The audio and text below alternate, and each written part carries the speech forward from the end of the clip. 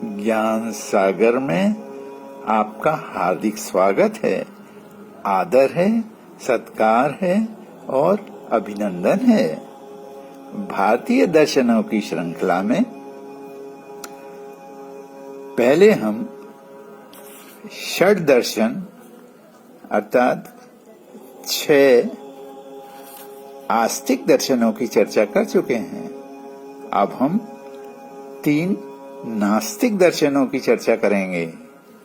तो पहला नास्तिक दर्शन है बौद्ध दर्शन।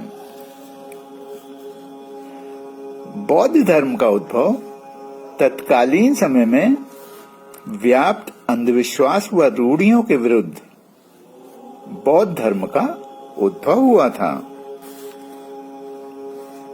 बौद्ध धर्म के 2 रूप थे।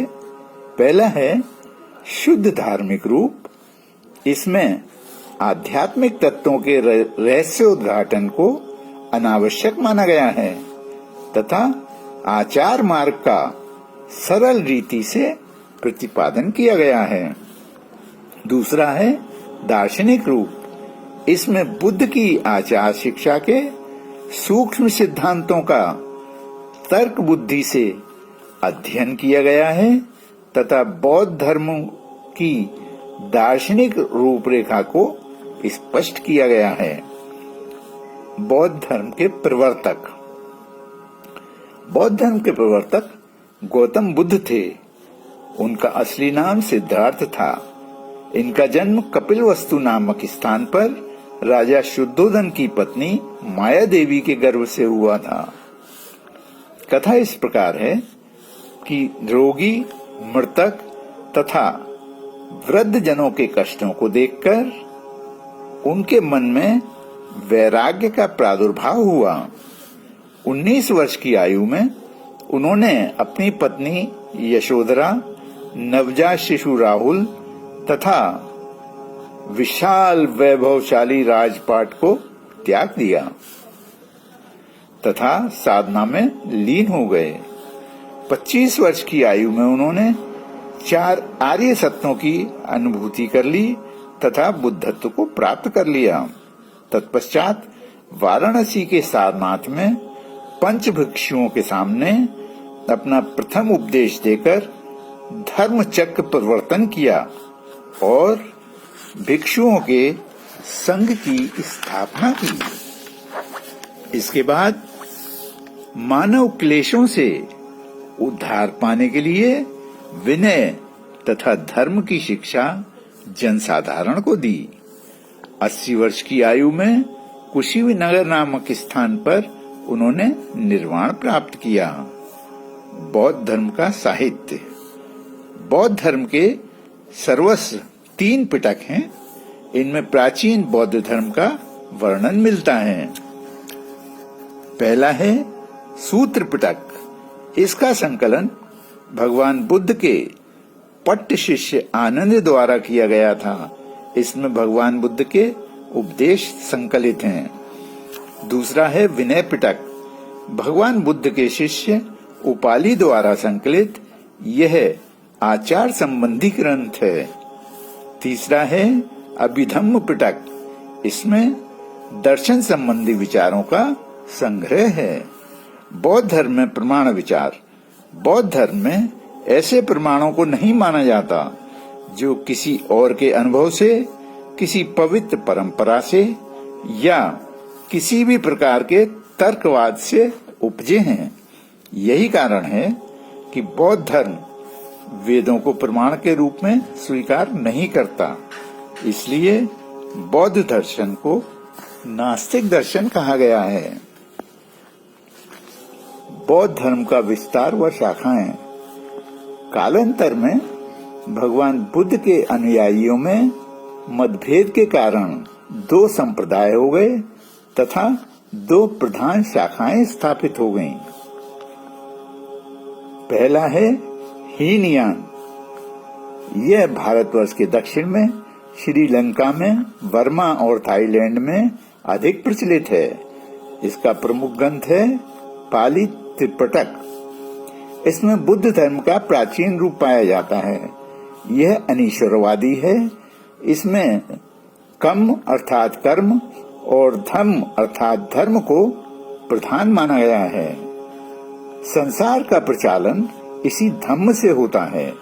इसमें माना गया है कि भगवान बुद्ध के उपदेशों द्वारा मनुष्य अपने आदर्शों को जानता है तथा यह भी समझ जाता है कि कोई भी बंधनग्रस्त व्यक्ति निर्वाण को प्राप्त कर सकता है तथा अपने धर्म के अनुयायियों के साथ संगबद्ध होने पर आध्यात्मिक जीवन में सहायता मिलती है।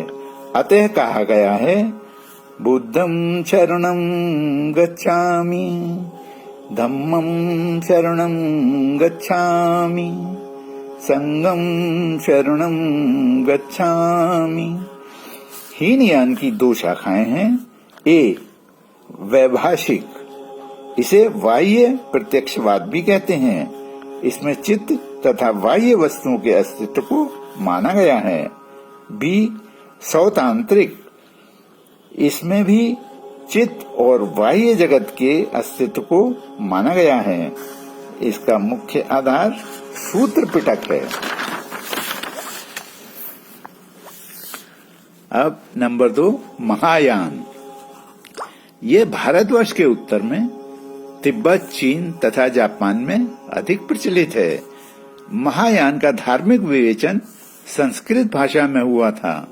बाद में इसका अनुवाद अन्य भाषाओं में हुआ। इसको बड़ा पंथ माना गया है। महायान के द्वारा अनेकों व्यक्ति जीवन लक्ष्य तक पहुंच सकते हैं। भगवान बुद्ध को स्वयं जनसाधारण के मोक्ष की चिंता रहती थी।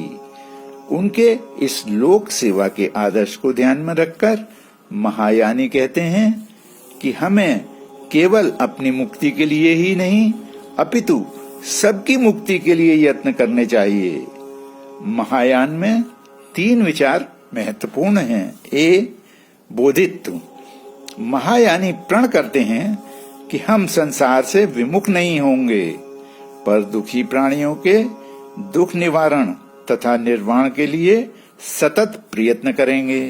बी बुद्ध का उपास्य रूप, भगवान बुद्ध की दया से सबका उद्धार हो सकता है, इसलिए आगे चलकर महायान की पारमार्थिक सत्ता तथा भगवान बुद्ध में तादात्म्य स्थापित हो गया और सिद्धार्थ गौतम को पारमार्थिक सत्य या बुद्ध माना जाने लगा और उपास्य माना जाने लगा। सी आत्मा में पुनर्विश्वास, प्राचीन बौद्ध धर्म में आत्मा के अस्तित्व को नहीं माना गया है।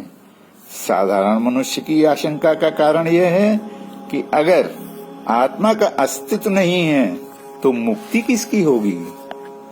महायान के अनुसार केवल हीन आत्मा को ही मिथ्या माना गया है।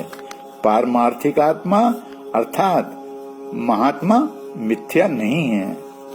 महायान में शून्यवाद, इसमें संसार को शून्य तथा संसार के सब पदार्थों को सत्ताहीन माना गया है।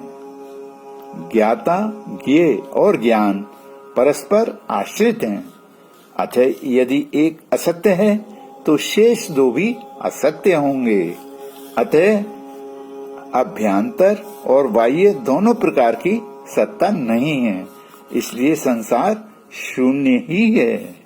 पारमार्थिक सत्ता या परम सत्य अवर्णीय है। इस अवर्णीय तत्व को शून्यता कहते हैं। महायान में विज्ञानवाद, विज्ञानवाद के अनुसार चित्त ही एकमात्र सत्ता है। विज्ञान के अर्थात चेतना के प्रवाह को चित्त कहते हैं। अनेक शारीरिक और मानसिक व्याधियों से मुक्त होने के लिए एक ध्यान की विधि बताई गई है, जिसे विपश्यना कहा गया है।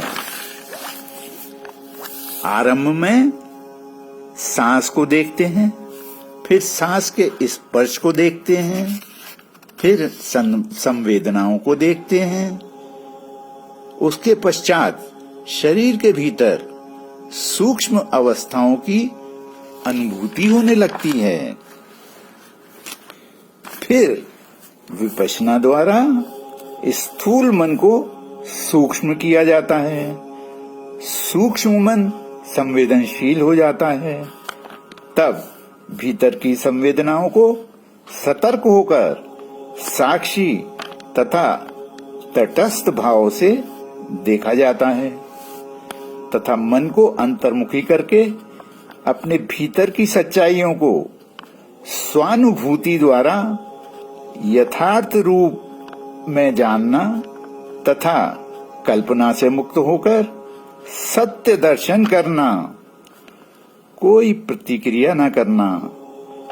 इस अभ्यास से भोक्ता भाव समाप्त हो जाता है और दृष्टा भाव पुष्ट हो जाता है।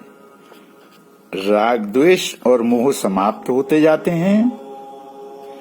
प्रज्ञा पुष्ट होती जाती है। पूर्व संस्कारों का नाश होता जाता है। तृष्णा का नाश होता जाता है और मनुष्य समता में स्थिर होने लगता है। चित्त निर्मल होता जाता है और जीवन मुक्ति के मार्ग पर अग्रसर होने लगता है। अब मैं अपनी वाणी को विराम देता हूँ। आगे की चर्चा अगले भाग में करेंगे। धन्यवाद।